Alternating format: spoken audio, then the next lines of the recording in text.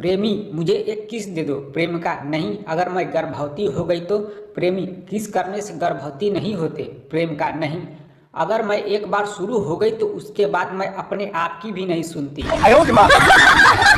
एक बार जंगल का राजा बहुत बीमार हो गया। उसे लगा कि अब वो नहीं बचेगा। तब उसने बहुत सोच विचार कर एक बंदर को अपना उत्तराधिकारी बना दिया। फिर एक दिन एक बकरी अपनी समस्या लेकर बंदर राजा के पास पहुंची।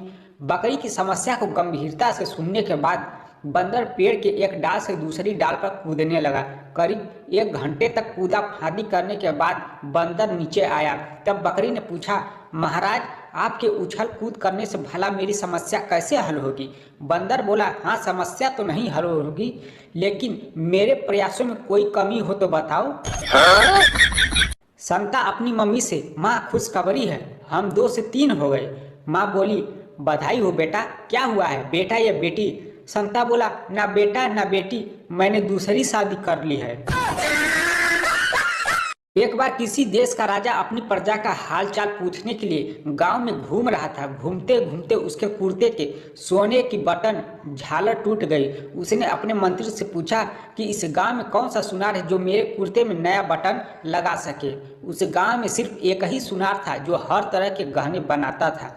उसको राजा के सामने ले जाया गया। राजा ने कहा कि तुम मेरे कुर्ते का बटन बना सकते हो।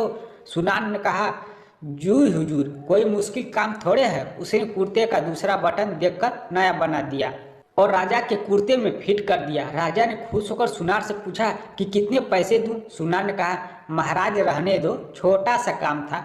उसने मन में सोचा कि सोना राजा का था, उसने तो सिर्फ मजदूरी की है और राजा से क्या मजदूरी लेनी। राजा ने फिर से सुनार को कहा कि नहीं नहीं, बोलो कितने दूं। सुनार ने सोचा कि 2 रुपये मांग लेता हूँ।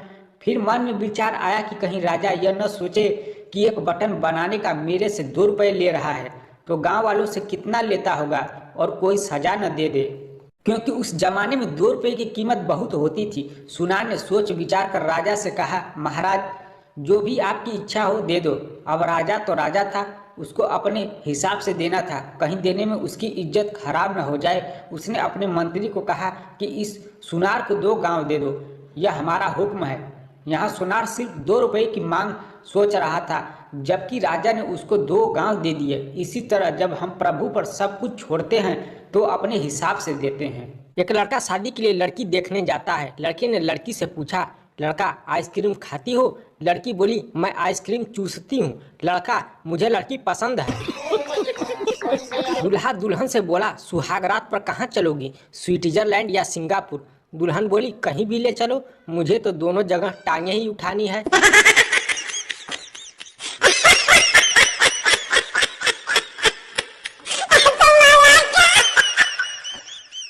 संता का बेटा, पापा मेरी दूर की नजर खराब हो गई है, नए चश्मे बनवा दो।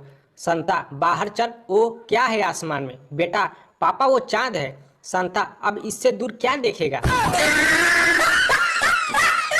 एक गांव में एक परिवार में 3 लोग रहते थे, बाप और उसके 2 बेटे।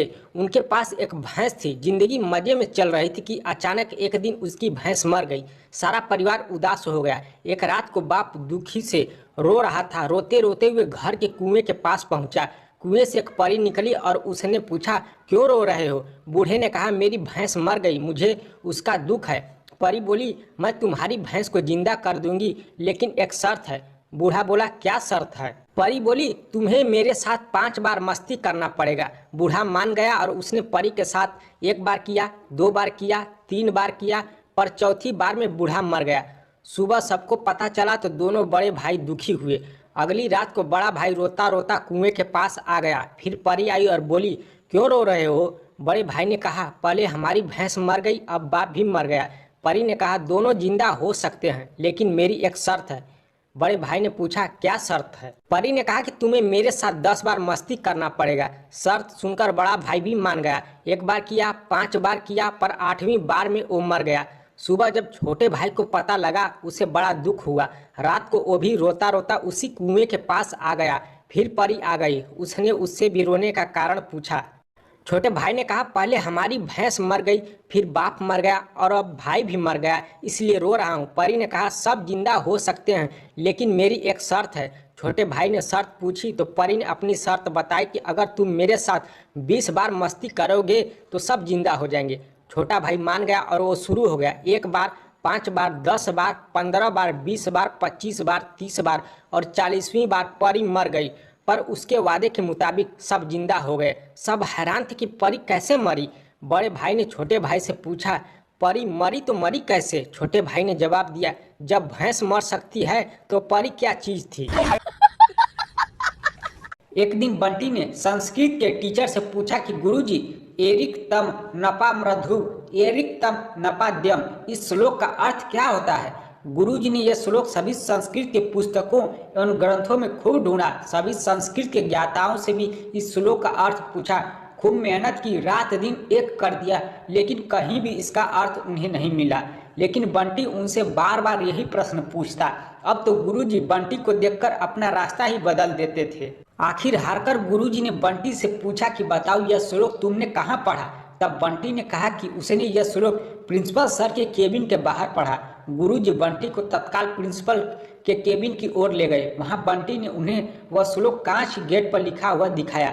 गुरुजी ने बंटी को तब तक मारा जब तक चप्पल टूट नहीं गई, क्योंकि बंटी कांच की उल्टी साइड से पढ़ रहा था, जबकि सीधी साइड पर लिखा था, धूम्रपान मत करिए, मद्यपान मत करिए। एक बार जंगल का राजा बहुत बीमार हो गया। उसे लगा कि अब वो नहीं बचेगा। तब उसने बहुत सोच विचार कर एक बंदर को अपना उत्तराधिकारी बना दिया। फिर एक दिन एक बकरी अपनी समस्या लेकर बंदर राजा के पास पहुंची। बकरी की समस्या को गंभीरता से सुनने के बाद बंदर पेड़ के एक डाल से दूसरी डाल पर कूदने लगा। करीब 1 घंटे तक कूदा फांदी करने के बाद बंदर नीचे आया। तब बकरी ने पूछा, महाराज, आपके उछल कूद करने से भला मेरी समस्या कैसे हल होगी? बंदर बोला, हाँ, समस्या तो नहीं हल होगी, लेकिन मेरे प्रयासों में कोई कमी हो तो बताओ। संता अपनी मम्मी से, माँ खुशखबरी है, हम 2 से 3 हो गए। माँ बोली, बधाई हो बेटा, क्या हुआ है, बेटा या बेटी? संता बोला, ना बेटा ना बेटी, मैंने दूसरी शादी कर ली है।